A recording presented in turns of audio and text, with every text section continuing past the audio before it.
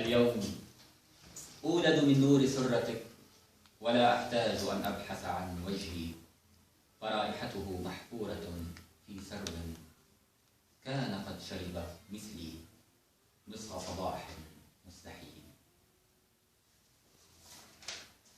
Aujourd'hui, mon pays ne me semble plus très loin, car la terre est un monde plus petit qu'une pomme de pin.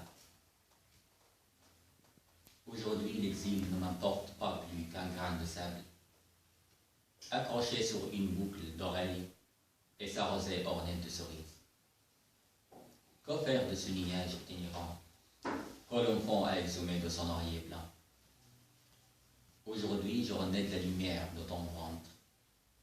Je n'ai pas besoin d'y traquer le reflet de mon visage, car son odeur est incrustée dans un cyprès qui a lu, comme moi, la sève d'un improbable matin. Alors,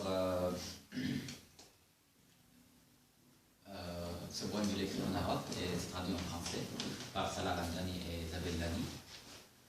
Comme j'ai dit tout à l'heure à François que j'adorais cette salle, parce qu'elle est très mignonne, mais comme elle est sous la terre, elle me rassemble à quelque chose de dur en Syrie. Voilà, je suis déjà très content de ça.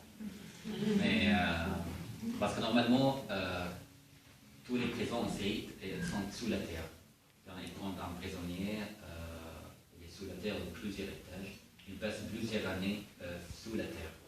Il ne voit pas la lumière, peut-être pendant un an. Donc, dans ce poème, quand je dis quand même, ça me rassemble quelque chose. Je suis dans mon pays et je ne suis pas dans mon pays. Mon pays est à l'intérieur de moi, mais je ne suis pas dans mon pays. Quand je suis arrivé, en fait, je suis en France depuis 4 ans, depuis mars 2012. Quand je suis arrivé, toujours me rassemble les rues, les paysages à Paris. Je vis à Paris depuis 4 ans. Me rassemble les paysages en Syrie et je cherche toujours dans les fenêtres, dans les portes, dans les rues, même dans les visages des gens qui je le vois. Je cherche quelque chose comme mon pays, ou me rassemble à mon pays.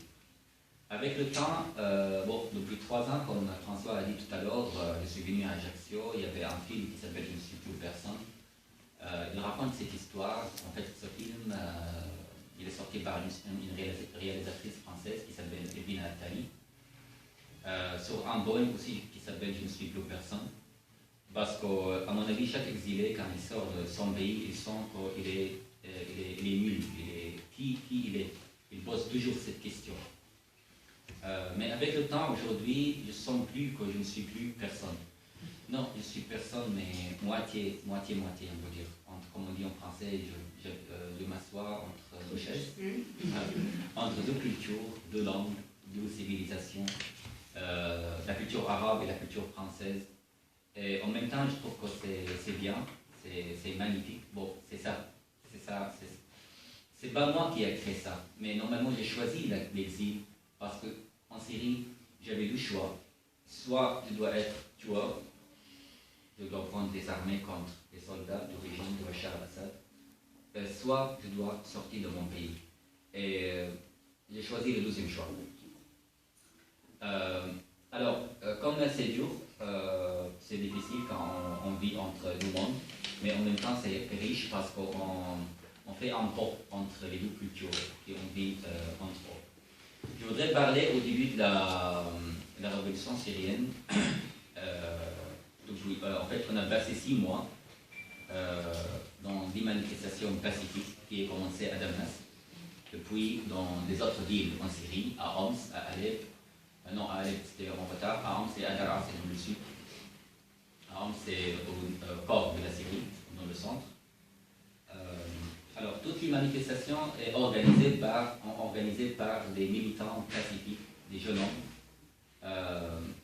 étaient en bas des islamistes. Ils voulaient que la liberté et la démocratie. Même, nous ne voulons pas tomber le régime d'abord. Nous voulons juste changer la situation dure dans notre pays par la manière économique, par la manière pour la liberté. Voilà. Mais après, après, comme le régime a commencé de tuer des gens pacifiques, il y a des gens, il y a des civils commencé de prendre des armées contre les soldats, contre les services secrets. Et à l'époque, en septembre 2011, crée qui s'appelle l'armée libre. L'armée syrienne, mais pendant cette époque, en fait, les premiers 6 mois, on avait franchement un grand rêve, fantastique. Pendant toute ma vie, je n'ai pas senti que je suis existé. Mais quand, dans la première manifestation à 15 mars à Damas, quand j'ai dit liberté à la capitale de la Syrie, j'ai dit n'importe qu'est-ce qui va passer après, parce que je existe là, je suis dans mon pays, je peux faire quelque chose de vrai. Après, si je mors, il y aura une autre génération qui va vivre. Et en fait, à l'époque, il y avait une situation magnifique parce que, et je veux dire, c'est communiste, parce que les maisons étaient ouvertes pour tout le monde, et tous les niveaux de la société étaient ensemble, étaient ensemble. J'ai toujours des fautes. Alors, moi, je ne parlais pas français avant. Je commençais d'étudier le français au début de 2013. Donc, j'ai fait beaucoup de fautes, des massacres. Mais si je fais des fautes, vous pouvez me corriger. Alors, après, en fait, voilà. Dans cette société magnifique, parce que normalement, on a passé 40 ans après sous le dictateur. Et on était étrangers dans notre pays. Chacun est à bord des autres, parce que peut-être il est avec le régime, peut-être il est contre, on ne sait pas. Le dictateur fait ça toujours pour la société ne fait pas révolution contre nous. Je me rappelle, par exemple, j'ai une histoire. Ma mère, avant la révolution, je l'ai dit 12 jours avant la première manifestation que je vais voyager à Damas après-demain pour une manifestation. Je me rappelle, elle m'a regardé comme ça, elle avait un visage très jeune, des yeux dans le ciel, elle avait très très beau pour moi quand même. Elle m'a dit, vous va échouer, c'est impossible parce que ce régime est très dur, il va vous tuer, enfin il n'y aura pas une révolution. Parce que normalement, à sa génération, à l'époque de 80, il y avait beaucoup de communistes et ils ont fait une manifestation contre le régime. À l'époque, le régime il a tué beaucoup de gens, spécialement les jeunes.